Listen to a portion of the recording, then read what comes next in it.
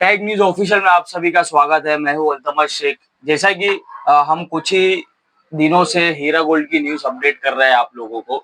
आज हमारे साथ मौजूद है एडवोकेट शान इलाई, जो कि हीरा गोल्ड केस से ही रिलेटेड कई सालों से कोर्ट के चक्कर काट रहे हैं इन्वेस्टर्स के लिए।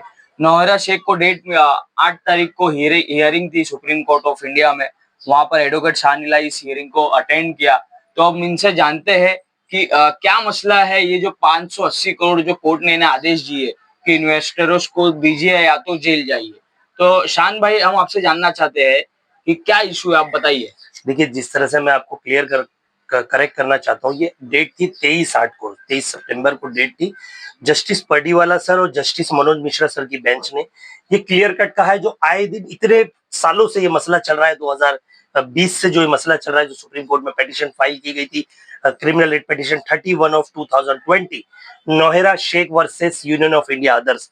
इसमें तमाम आपने देखे उतार चढ़ाव आए। कभी इसमें सी के मौला शरीफ आ जाते हैं, जो एक बायर के रूप में उन्हें लाके खड़ा कर दिया जाता है। उन्हें कहा जाता है कि ये 600 करोड़ भरेंगे मेरी एक जगह से, ये सेल कर रहे हैं। उसके बाद बीच में कभी धर्म अंतर्राष्ट्रीय बैंक आ जाता है, पर अंतर्राष्ट्रीय परिषद जिसकी ब्रांच वाराणसी में बताई जाती है। जब उसकी छानबीन की गई तो वहां सिर्फ 50,000 के अलावा कुछ नहीं पाया गया। ऐसे बैंक ने कोर्ट ने वहां नोटिस भेजे जब रिप्लाई आया बैंक का। तो मैं अब बता दूं, इस डेट को 23/8/2024 को ये आदेश दिया गया justice Pardiwala sir, justice Manoj Mishra sir की बेंच ने, कि आपको नौहेरा शेख अगर अगली डेट 18 अक्टूबर को अगर 580 करोड़ रुपए डिपॉजिट कराने में सुप्रीम कोर्ट की रजिस्ट्री में असफल होती हैं, तो सबसे पहले उनकी बेल कैंसिल कर दी जाएगी, जो सुप्रीम कोर्ट ने अर्लियर बेल अलाउ की थी जस्टिस संजय किशन सर की बेंच के सामने। और उसके बाद मैं आपको बता देता हूँ, 4 पॉइंट में बता देता हूँ। उसके बाद इनकी एक पिटीशन थी club of FIR under article 32 के तहत। इन्होंने कहा कि जितनी एफआईआर इनके पूरे देश में एफआईआर रजिस्टर्ड हुई हैं, सबको एक जगह चलाया जाए। तो सुप्रीम कोर्ट ने कहा वो भी, अगर आप पैसा डिपॉजिट करने में असफल होते हैं तो वो भी डिसमिस कर दी जाएगी, रिजेक्ट कर दी जाएगी आपकी। दूसरी बात, उन्होंने कहा जितनी एफआईआर दर्ज हुई है 28 से 30 जो एफआईआर हैं, तो सभी आईओ इन्वेस्टिगेशन ऑफिसर को ये आदेश दिए गए, जहां जहां एफआईआर दर्ज हुई है अपनी चार्जशीट फाइल कीजिए और इनके खिलाफ ट्रायल प्रोसीड कीजिए।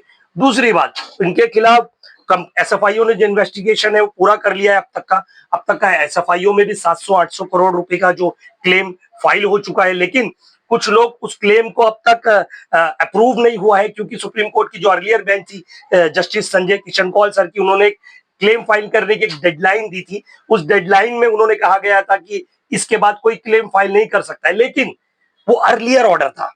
अब बेंच चेंज हुई है, न्यू बेंच आई है। न्यू बेंच में अगर हम चाहें तो इंटरवीन करके हम रिक्वेस्ट कर सकते हैं कोर्ट से कि we are the investors, we are also have invested the amount in the company of the Hira Gold. We have the IBG number, we have the account details, we have entire proceeding case. लेकिन हमें क्यों बेदखल किया जा रहा है? लेकिन उसके लिए वो कब होगा? जब आप एसएफआईओ को अप्रोच करेंगे, जब आप ईओडब्ल्यू को अप्रोच करेंगे, जब आप इंटरवीन करेंगे सुप्रीम कोर्ट में। लेकिन हाँ, हो सकता है सुप्रीम कोर्ट ये कह सकती है कि आपने अर्लियर नहीं किया, लेकिन सुप्रीम कोर्ट डिनाई तो नहीं कर सकती ना कि आप इन्वेस्टर। यहाँ सुप्रीम कोर्ट ये आदेश भी दे सकती है कि आपका केस कहाँ चल रहा है, मुंबई से है, मुंबई में ईओडब्ल्यू उसकी इन्वेस्टिगेशन कर रही है, उसमें क्लब हो जाइए, तो एटलीस्ट आप एविडेंस के रूप में अंदर आ जाएंगे, आपका पैसा तो सेव हो जाएगा। ये मेरा कहना है। एक सवाल मेरा और है, जो कि लास्ट ईयर कोर्ट ने इन्हें कोई बायर आया था 800 करोड़ रुपए की प्रॉपर्टी खरीदने, फिर वो बायर पीछे हट गया, वो नहीं खरीदा। फिर उसके बाद उसके पहले आपके ऊपर अटैक वगैरह भी हुए, आपको अभी भी ट्रेड्स कॉल आते हैं, तो आप उसे कैसा वो करते हैं? देखिए, सबसे पहली बात ना, ये वता इज्जू मंतशा वता जिल्लू मंतशा, जब तक मेरी मौत नहीं आएगी ना, जब तक अल्लाह की तरफ से कोई आदेश नहीं होगा, तो मेरी मौत कोई मुझे मार नहीं सकता।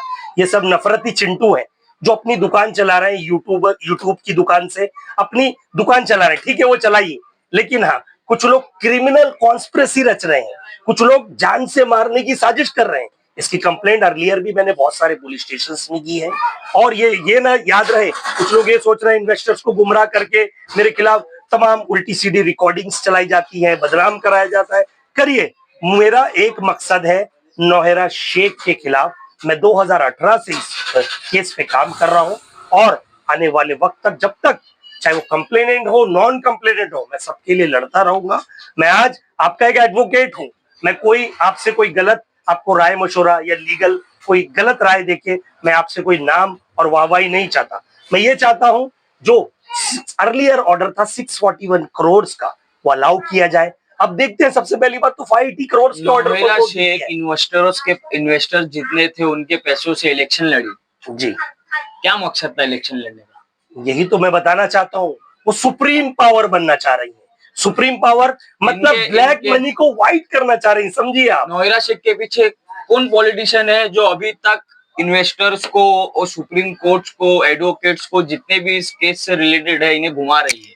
देखिए, वो नाम तो XYZ, आप पत्रकार हैं, आप बेहतर जानते हैं। आप बता कर्नाटका दीजिए में ना। चुनाव हुआ, 220 सीटों पे चुनाव लड़ा गया। एक ऐसी पार्टी जो गुमराह, कोई पार्टी का नाम निशान नहीं, कोई पार्टी को जानता पहचानता नहीं, 220 सीट पे चुनाव लड़ा जाता है। किसे तो सपोर्ट आप बताइए ना कौन पॉलिटिशियन आप समझिए किसे सपोर्ट किया जा रहा है। नहीं डरते हैं ना? सेक्युलर के, आप डरते नहीं तो आप नाम बताइए। सेक्युलर के नाम पे आप वोट किसका ये डिवाइड करना चाह रहे हैं? वहां पे बहुत सारी पार्टी है, वहां कांग्रेस थी, वहां बहुत सारी अलग पार्टी थी, अदर्स पार्टी थी, तो आप किसका वोट डिवाइड करना चाह रही हैं? आप बात मेरी घुमा रहे हो, आप नाम क्यों नहीं बता रहे हो? पॉलिटिशियन नोएरा शेख के पीछे कौन है? आपको पता है नाम कौन है? इसलिए तो हम जानना चाहते हैं। अगर वो वोट कांग्रेस का डाइवर्ट कर रही है तो किसकी तरफ से लड़ रही है? आप बताइए। आप पता है, आप पत्रकार हैं, आप नाम आप मेरे मुंह में अपने अल्फाज नहीं डाल सकते। हमारा काम है लोगों को सच्चाई बताना। आप सच्चाई बताइए, लेकिन हाँ ये भी बताइए कि नोएरा शेख आज तक कितनी करोड़ों की मालिक है? कहां गया इन इन्वेस्टर्स का पैसा? कहां 220 सीट पे चुनाव लड़े गए? हैदराबाद में आप सुनिए, हैदराबाद में आपने लोकसभा चुनाव लड़ा, क्या साबित करना चाह रही है? इन्वेस्टर्स का पैसा कहां गया? इतना लाखों करोड़ में आप इन्वेस्टर ये कहती थी ना, मुसलमान इंटरेस्ट नहीं खाता है, ये मेरी अल्लाह रसूल की स्कीम थी, ये जो इन्वेस्टमेंट अमाउंट होता था, जो प्रॉफिट होता था, जो आपको दिया जाता था, और ग्राउंड आपकी कंपनी का और है कि नोएरा शेख से आप हियरिंग अटेंड